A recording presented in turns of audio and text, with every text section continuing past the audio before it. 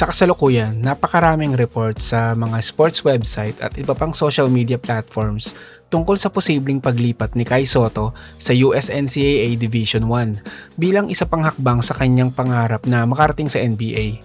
Karamihan sa mga lumalabas sa pangalan ng mga paaralan ay batay sa mga insider reports at mga speculation na galing sa mga sports website. Noong una, maraming naniniwala na hindi maaaring makapaglaro si Kai Sotto sa NCAA dahil naglaro na siya bilang isang professional sa G League Ignite, NBL Australia at B-League Japan. Ngunit nagbago ang ilang NCAA eligibility rules nitong mga nakaraang taon. Dahil dito, posible pa rin makapaglaro ang ilang dating professionals kung mabibigyan sila ng tamang waiver at maaprubahan ng kanilang amateurism status. Ito ang dahilan kung bakit muling nabuhay ang usapin tungkol sa NCAA. Ito ang ilang mga teams na ayon sa report ay interesado kay Kai Sotto. Kentucky Wildcats. Isa ito sa pinaka-pinag-uusapang programa sa social media. Ang dahilan ay kilala ang Kentucky sa pagde-develop ng NBA caliber big men at halos taon-taon ay may napupuntang NBA draft mula sa kanilang roster. Kansas Jayhawks. Lumalabas din ang Kansas sa ilang mga reports dahil sa kanilang matagal ng reputasyon sa paghubog ng mga elite centers. Duke Blue Devils. Isa rin ito sa mga paboritong banggitin ng mga reports dahil sa malaking exposure na binibigay ng Duke sa mga NBA scouts.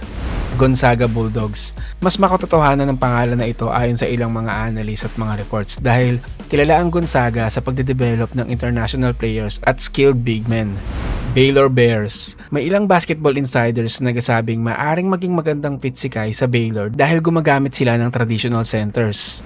Arkansas Razorbacks. May ilang reports na nagbanggit sa Arkansas dahil sa athletic playing style nito. Kaya marami nagsasabing maaring interesado sila kay Kai at magandang fit si Kai sa kanilang playing system. Louisville Cardinals. May mga social media discussions din na nagsasabing posibleng destinasyon ito dahil tumatanggap sila ng experienced international players. Medyo pabor na yon kay Kai at may advantage na siya pagdating doon. Ayon din sa ilang mga reports sa Philippine basketball media, maraming NCAA Division 1 school ang naghahanap ng experienced 7-footer ngunit walang partikular na universidad ang opisyal na pinangalanan. Ang kampo ni Kai ay sinasabing mas inuuna ang programang makakapagbigay sa kanya ng malaking playing time, NBA exposure, mahusay na player development, pagkakataong mapansin ng NBA scout at magandang NIL opportunities. Hindi raw pera ang pangunahing konsiderasyon kundi ang pinakamabilis na daan patungong NBA. Talagang mataas ang kumpiyansa ni Kai na makakapasok siya sa NBA at ready na siya para sa ganitong klaseng liga.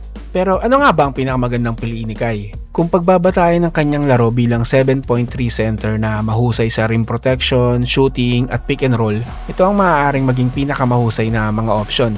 Gonzaga marahil ang pinakaangkop. Kilala sila sa international big men, mahusay ang player development at regular na napapanood ng NBA scout. Baylor, magandang sistema para sa defensive centers at physical big men. Kansas. Sa Kansas naman, malaking exposure at mas mataas na antas ng competition. Pwede rin ang Kentucky dahil napakalaking pangalan nito ngunit magiging mahirap makakuha ng maraming minuto dahil sa dami ng elite recruits. Sa Duke, parehong mataas na exposure ngunit napakatindi rin ng competition sa roster. Pero ano nga bang pinakamalaking hadlang? Ayon sa mga reports, ang pinakamahalagang kailangan matapos ay ang NCAA eligibility at amateurism reinstatement waiver. Kapag hindi ito naapurbahan, hindi rin matutuloy ang anumang plano kahit may interes ang isang paaralan.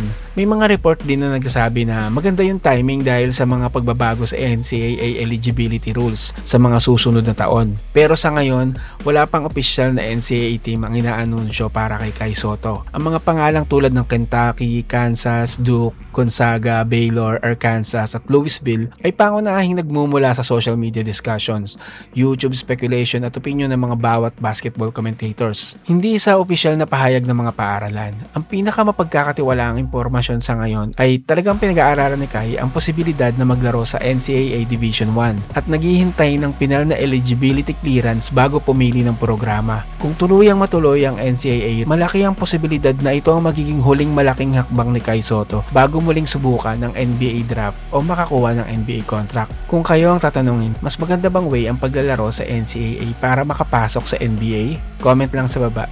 Maraming salamat!